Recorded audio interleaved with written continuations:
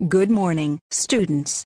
I hope you are ready to discuss the 4 basic financial statements today. I should be at the basketball game, but I love the income statement. So I decided to come to class to talk about it. You are an excellent student, Thomas. Please tell us what you would find on the income statement.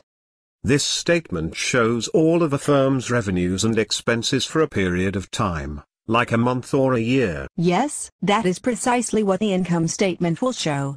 Sarah, can you give an example of an expense you might see on an income statement?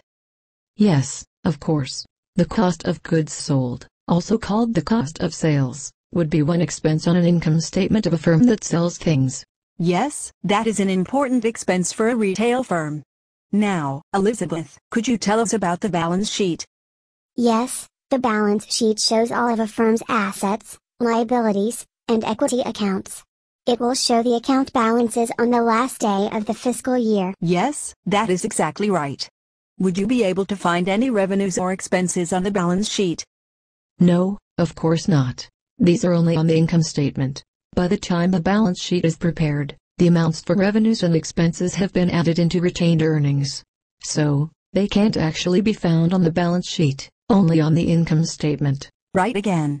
The only statement where you can find revenue and expense accounts are on the income statement. I think I've seen an expense on the statement of cash flows. Is this right? No, the amounts you see on the statement of cash flows related to expenses will just be cash expenditures. Expenses are specifically costs that have been used. And those used costs, that is, expenses, are on the income statement. Now, what is on the statement of changes in shareholders' equity? That statement shows all of the changes in shareholders' equity during the period. It shows changes in contributed capital and changes in retained earnings. Right. Now, what are the 2 things that cause retained earnings to change? I know the answer to that. Net income causes retained earnings to increase and dividends cause retained earnings to decrease. Yes, those are the 2 most significant factors in the change in retained earnings from one year to the next. Now, what about the statement of cash flows?